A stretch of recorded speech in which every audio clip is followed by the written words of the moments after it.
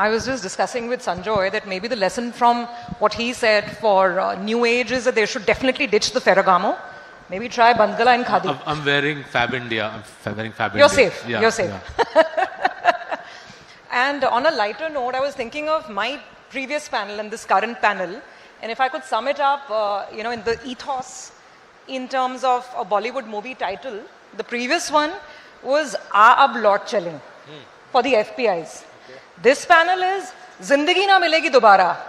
So let's go outside, get on that road trip, right? Go where the fun is. More importantly, let's go where the money is. So that's the topic at hand. Seizing the world's best growth opportunities, what to buy, where to play, and how to win.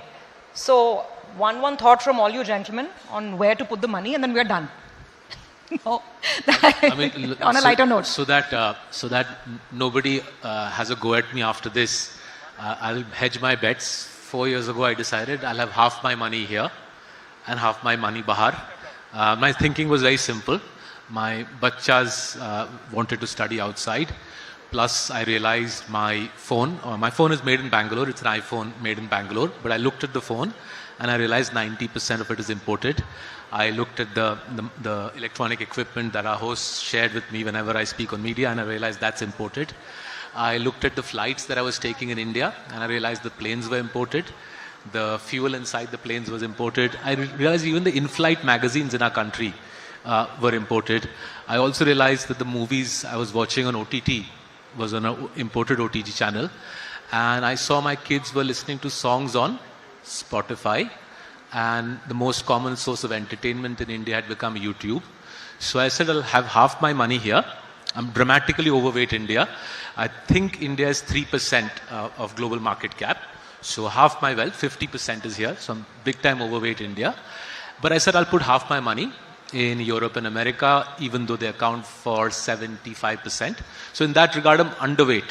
I'm underweight the Western Hemisphere. And I feel fairly comfortable about that. Half here, half there. So as my wife, every year my wife asks me how much money have we made. So the way I put it is, kabhi yahan pe pitai, wahan pe kamai, kabhi wahan pe pitai, yahan pe kamai.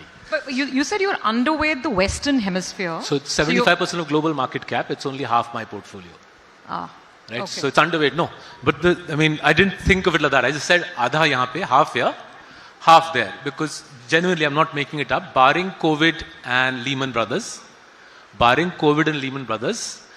we haven't seen both ends of the world getting plastered at the same time. So usually we get hammered and they're all right, or they get hammered and we are all right. And the good news is over 10, 20 and 30 years, and it's actually not just good news, I think it's remarkable news. Over 10, 20 and 30 years, Surbhi, the only two big markets which give you double-digit dollar returns are United States and India. They're a little ahead of us at the moment, but double-digit dollar return, only two big countries. India and America pull it off. The beautiful thing, and long live Harry Markowitz for highlighting this, because their correlation with us is pretty low. I stress again, barring Lehman and COVID, the two markets haven't fallen together. So if you go 50-50, you stabilize your returns, you sleep better at night, but you don't compromise your compounding. Wealth creation chalu rehta hai. Your wealth continues compounding, but your raat ki neend becomes better. In simple English, nobody's forcing you to live through the boom-bust cycle of every country. Not everybody has the strength of character that the legends who were on stage before me. Not everybody has the strength of character of Sanjoy and Ramdeo-ji. They are professional investors, they're legends. The typical investor in our country, right? Or indeed the typical investor even in America, right? Is a regular dude or regular guy trying to do his job, run his life. You can't tell him, you buy and hold through 60% drawdowns like 2008. I mean, you can tell him, but his nerve will shatter when he lives through a 60% drawdown like 2008. So a better way to do the job I felt was help people diversify, help Indians diversify, and especially since the government through GIFT City and through the RBI is making it easier for us to go abroad, making it low cost. And actually, Ajit Dialji, to your point, and it's a very interesting point I would just throw at you, it's become actually more tax efficient for Indians to invest abroad.